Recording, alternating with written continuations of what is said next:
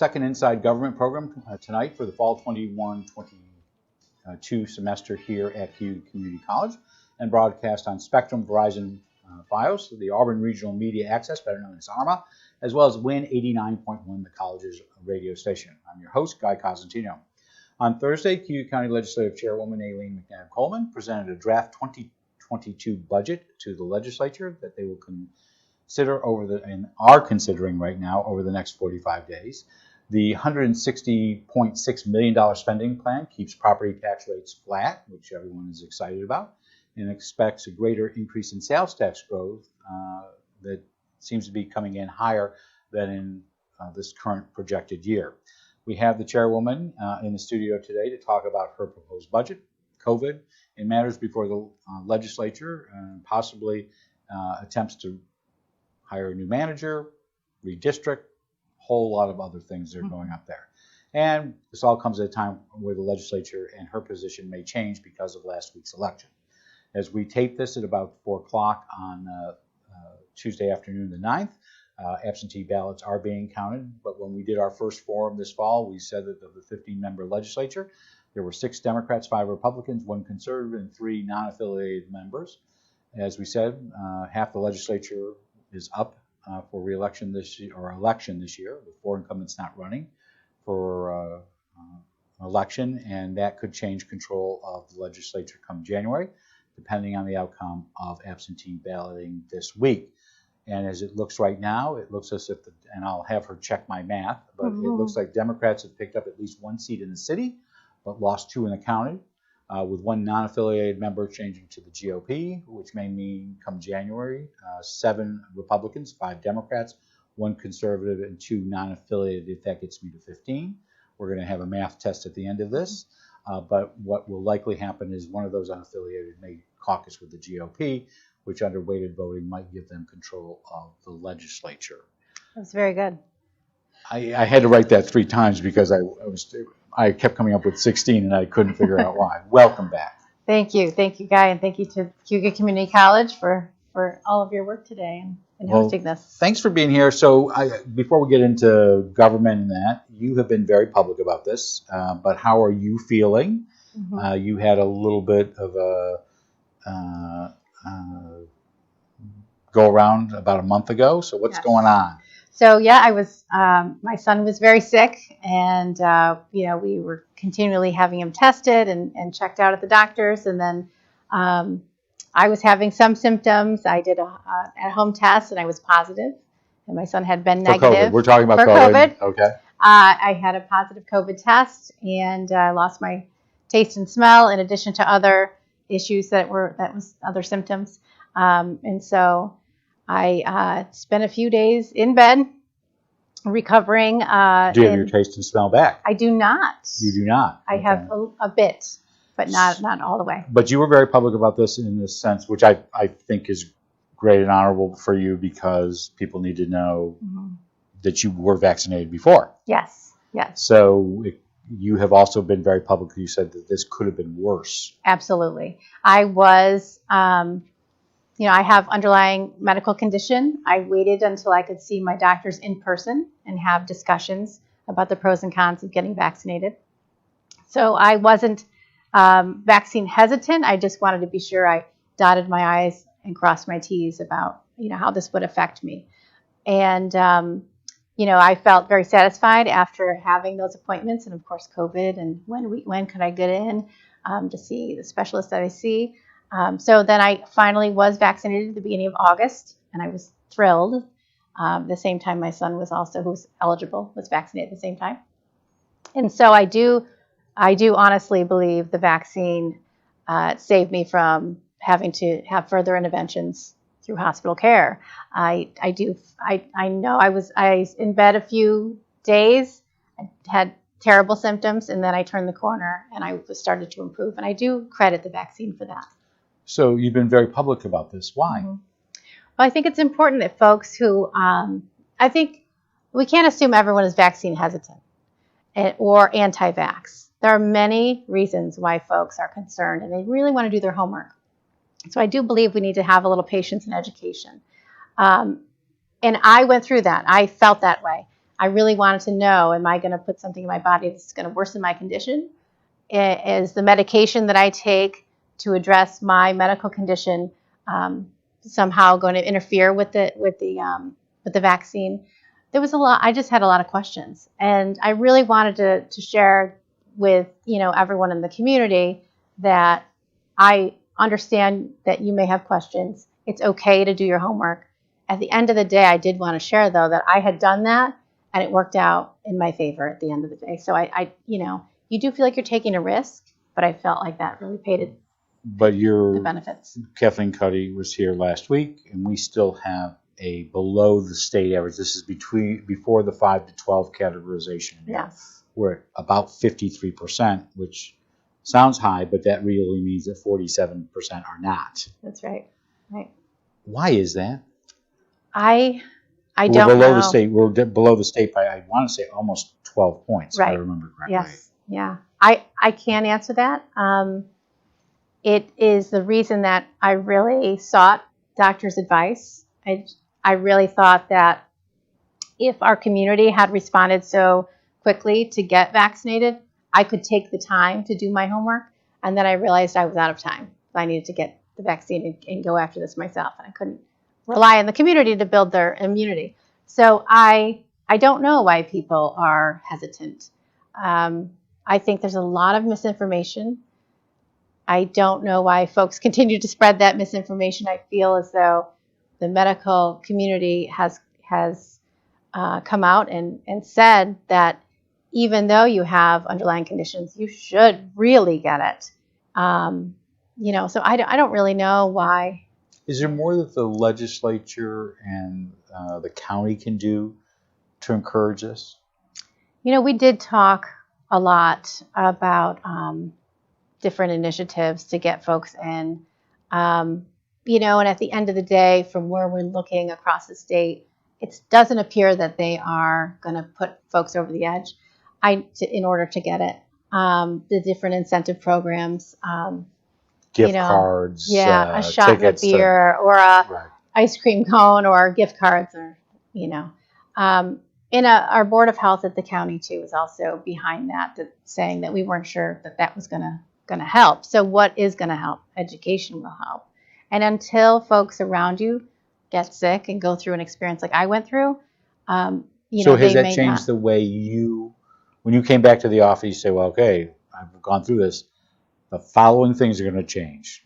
Did you come back to the 6th floor and say, with things that you had the authority to do? Right. I did not. You're not king or queen. You have to do. Right. There are some things that you have control over. There's some things you don't have. Absolutely. So I have spoken to a number of people. I do know that my experience did influence a few people to go and get it. Folks who had severe anaphylaxis issues with other vaccines. And Upstate has a program to do, vaccinations a little bit at a time over a series of hours. And I know some folks were pushed in that direction. And so, if one person can make the consideration from my experience, that's why I shared it. Does the county health department have enough resources right now when it comes to, because I know they're doing tracing, they're trying to get people immunized, there's a whole testing issue, which I am not going to cover with you, because we covered that last week with Kathleen Cuddy. There is, by the way, we got to prepare for flu season, make sure that people get, flu vaccines and all that. Have enough resources been given to county public health to do that all is being asked of them now? Our county health department was not built for this. This is an issue that has been ongoing, and we have been able to put Band-Aids on the problems as they have come to the surface. But when they come to the surface, it's almost too late. These people are burnt out, and we continually go back to the legislature and say we need more help. We have come up with some mechanisms to get folks in a hurry.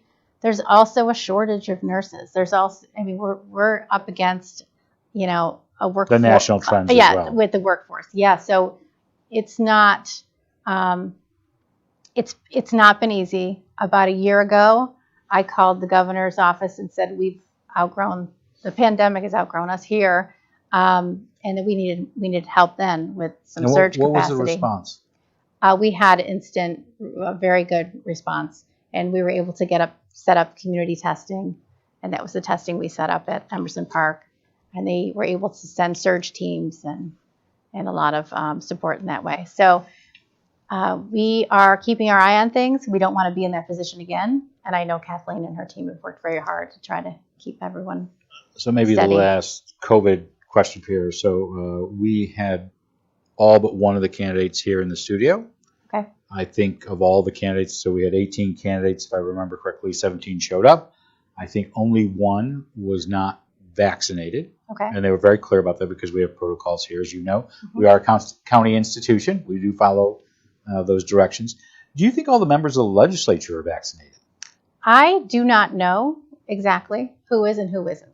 Okay, so they're not being asked. They're not volunteering. I know some are volunteering that. right. No, Some I in don't the studio know. volunteer For folks that come to the meetings in person, I don't know exactly who is and who isn't. I assume folks that are coming in person are, but I have not seen their records, and I have not asked to see their records. So you released. So let's shift. The reason we have you here today is to talk about your budget. You're keeping taxes flat, correct? That's right. So why do this? It has been a strange couple of years, and we're in a position where our sales tax has grown to a very. Our sales tax is, far exceeded our expectation. It did last year, and it continues to this year. We still are budgeting conservatively for next year, but certainly the sales tax performance is huge. To me, that's a direct sort of permission in order to get to a zero tax increase. And I feel that while zero tax increase is not sustainable, I think that under the weight of the pandemic and the abnormal sales tax growth, we're able to take this moment in time to do this. Could you explain why it's not sustainable? Because some people will say, well, if you did it this year, and you're getting all this federal money, and you get all this fund balance, and you get all this sales tax, the reverse is, why don't you give me a tax cut? Right. So why is zero? So forget the tax cut, because that's usually not on the table. Right. Why, from a county leadership point of view, is zero not sustainable over a several-year period? We have service delivery that's ongoing. We have responsibilities for mandated and non-mandated services. The cost of insurance alone goes up a lot every year. We have a lot of things that are rising costs every year that we have to figure out a way to protect. People should see this as a one-off. Yes. At this particular time. This would not be sustainable. You also have a healthy fund balance. That's right.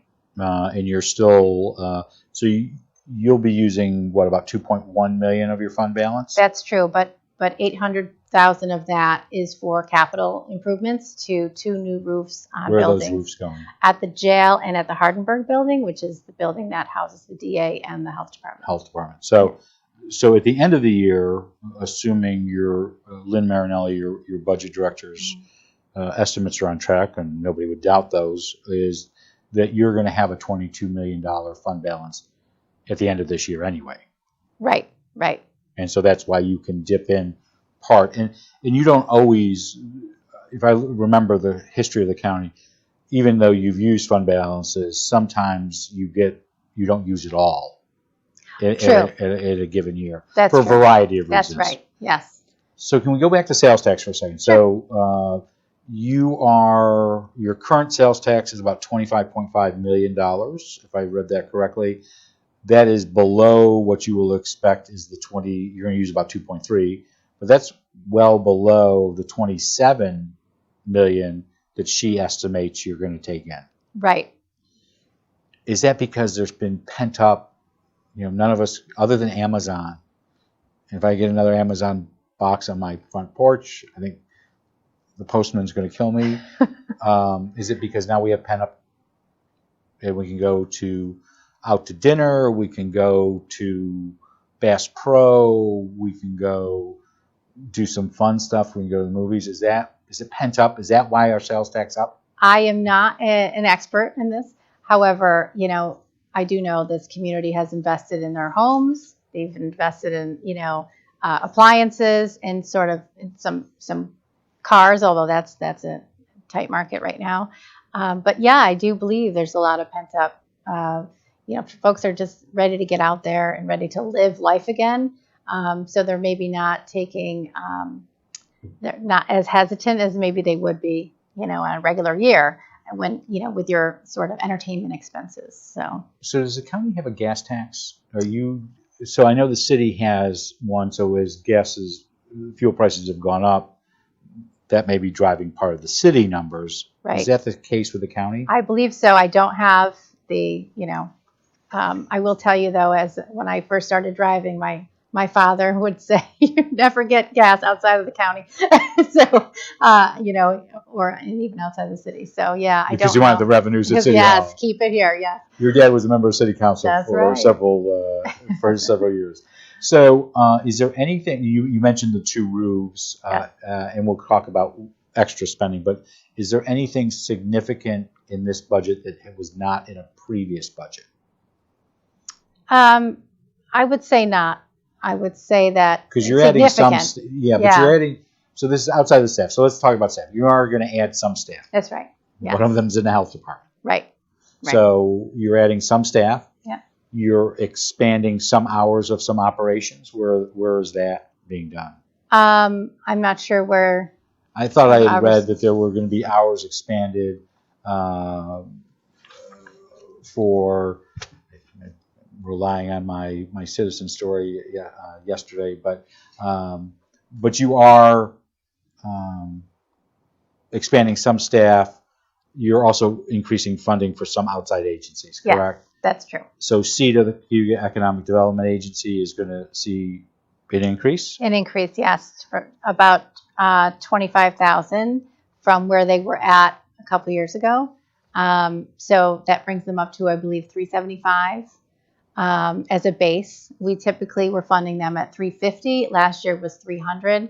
So, that's an organization, that's our economic development. That's a small percentage of the entire budget of the county. And it's a good way it's a great investment for us. And CETA is going through some changes. So we want to make sure that they leadership changes. Yeah. Is the county involved in that leadership search? Yes, we are. So where are you on that search? We're still in a very fundamental stage in discussing what we would like in a candidate. Okay. So. You're also giving some additional money to Cornell Cooperative Extension. That's right. And also the Soil and Water Conservation District. That's right. And so I thought I read it somewhere. So some Parks Department hours and emergency management offices, district attorney are getting extra hours though? We're changing from a part-time to a full-time? Is that what they're referencing? Okay, I didn't know if you meant hours of operation. I'm not going to say whether or not they're going to work more hours. Okay, so you're doing some of that. We're doing the hours there, because in the DA's office, for instance, we have an investigator that's continuously over the years at a part-time status was working really full-time, so we're formalizing this. So you mentioned the DA's office. So now you've got an elected DA. He is going to take over as John Budelman won last week, and he will become the new surrogate judge, replacing Mark Fandrick. Yeah. What's the process for naming a new DA?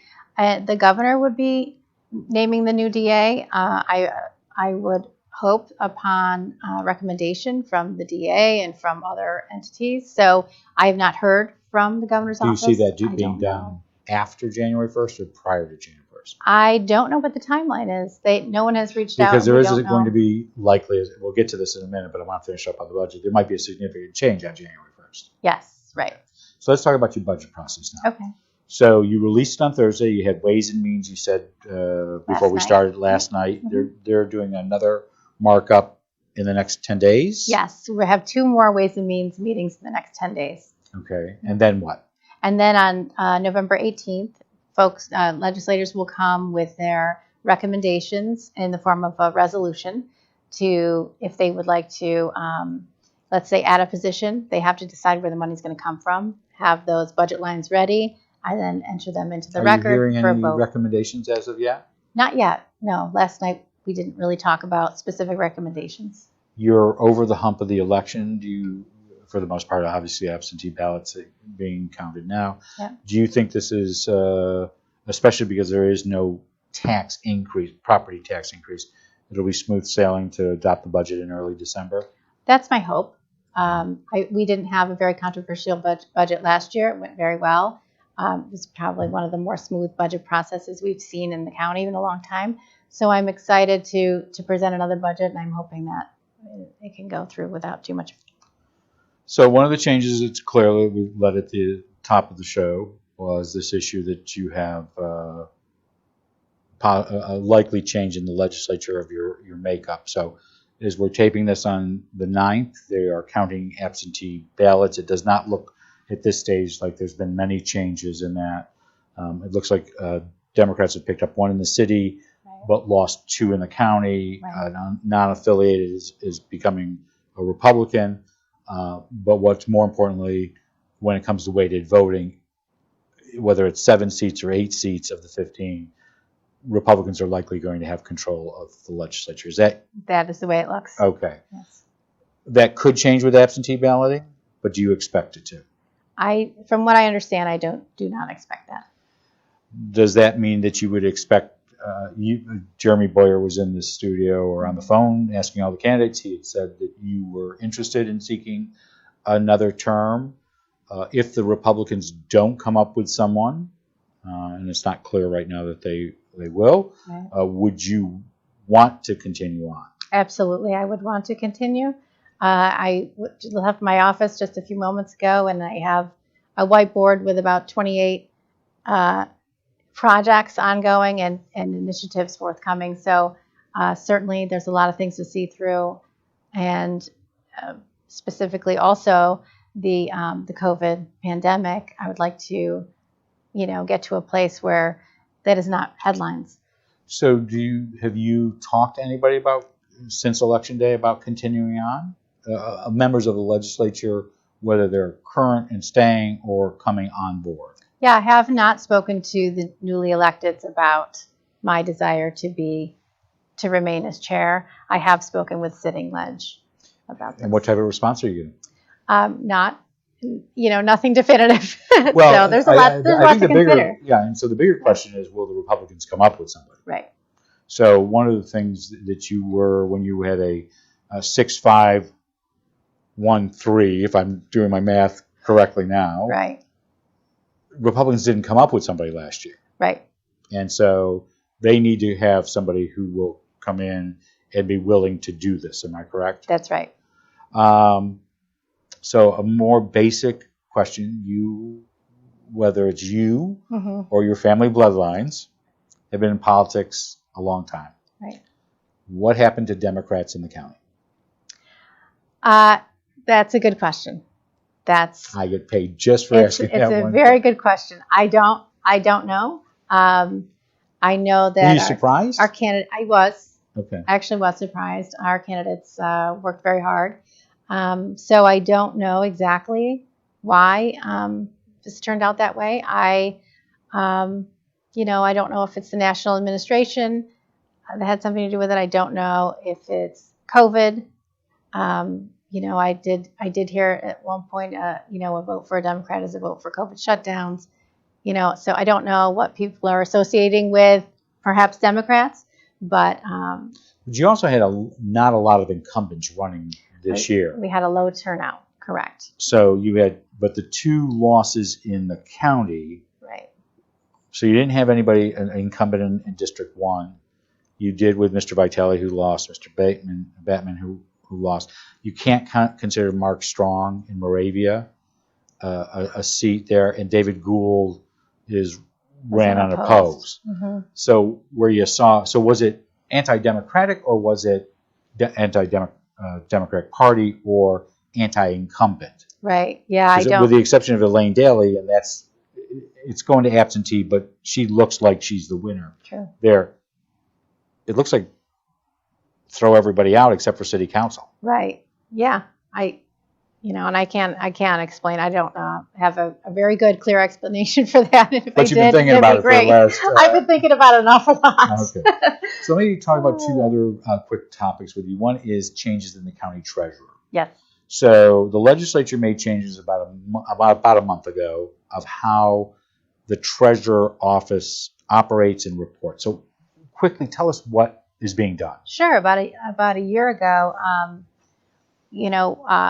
when we found out that Jim Orman, our current treasurer, wasn't seeking re-election. And that's a full-time elected countywide position. Absolutely. Okay. And so we were discussing about some of the initiatives that we had on the docket when I first became chair. In 2018, we had a CGR report to talk about. Center for Governmental Research out of Rochester. That's so right. They're a think tank. Thank you.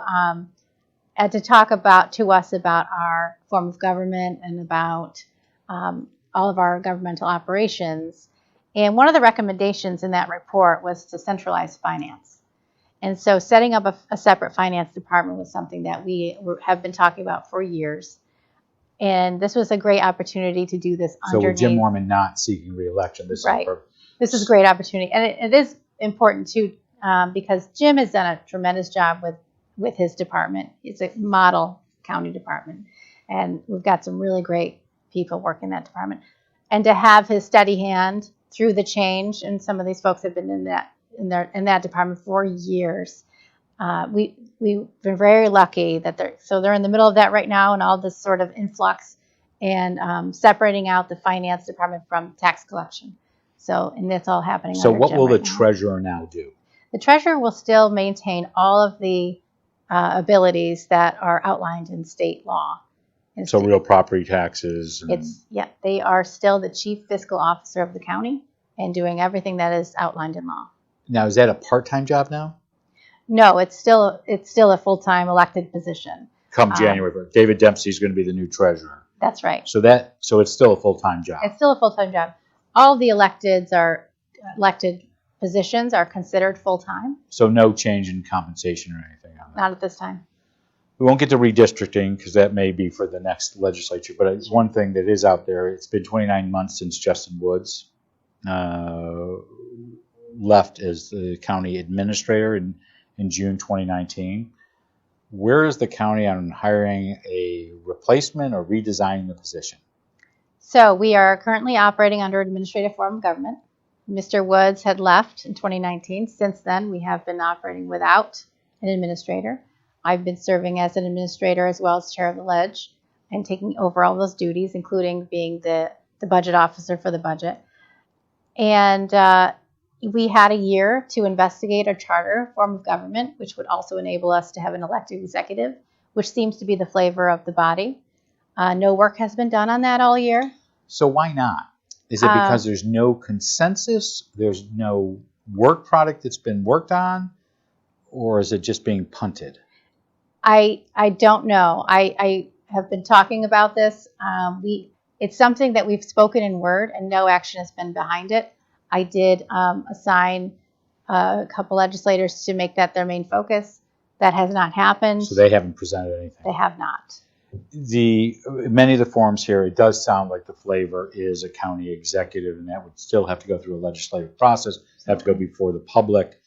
But do you even think there's majority support for that in the legislature? I don't mean in the public, but Sure. in the legislature itself. I do believe so. I think that we've seen that model elsewhere, and I think they like it. I think some of the fundamental flaws of the administrator is the feeling of a lack of control on behalf of the legislature. And with an elected executive, we're going to have even less control over an elected executive. So I guess the belief is if the elected executive is doing something that is not productive for the county, the voters will take them out. So and that's I'm comfortable with that. Clearly, we cannot continue with administrators. So you don't buy the argument that in 74,000, 79,000 people, you can't find somebody for that elected position? No, of course we could, yes. And do you see this as something that comes before voters in the fall of 2022? I hope. That is what I'm hoping. And so we're going to be pushing that. And so that if soon. that passed, then you wouldn't have an executive run until 2023. That's right. So the earliest would be 2024. That's right. Okay. So what happens in the meantime? What does happen?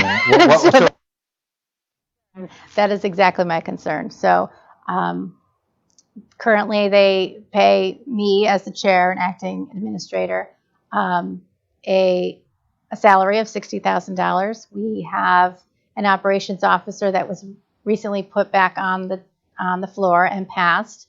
So we're looking to search for that position. I just recently got an assistant. So we're starting to staff up. She's very responsive, by the way. I should say that. We're starting to staff up. However, we have to understand, and as you reference, $160 million budget, 31 direct reports, over 750 employees. It's a huge organization. We need to be responsible and can make these considerations going forward, and we need to make some changes. Our guest has been Aileen McNabb-Coleman. We're glad you're feeling better. Yes, thank you. Thank you for coming on. We hope you'll be a guest in the future Yes. here to give us county updates from time to time, and wish you happy holidays. Yes, thank you. Same to you. We will be back on Thursday with 2 back-to-back Inside Government shows. We're finishing off our fall 2021 semester here on Veterans Day with New York State Senator John Mannion and New York State Assemblyman John Lamatis. They will both be here to give us updates about what has gone on with the legislature so far and talk about what we should expect from them and the legislature in the Senate and the Assembly in January. Before we go, though, we would like to let you know that if you have questions for either of those two gentlemen, you can send them to us, or if you have ideas for future guests on Inside Government or Beyond the Front Page when we return in the spring, you can send your questions and thoughts to cozguytho@aol.com. I'm Guy Cosentino for Cayuga Community College. We want to thank you for watching. We hope you have a good night. Have a great tomorrow. We will see you back here in the studio on Thursday for our final set of shows. We hope you be safe and be well, mask up, and get vaccinated.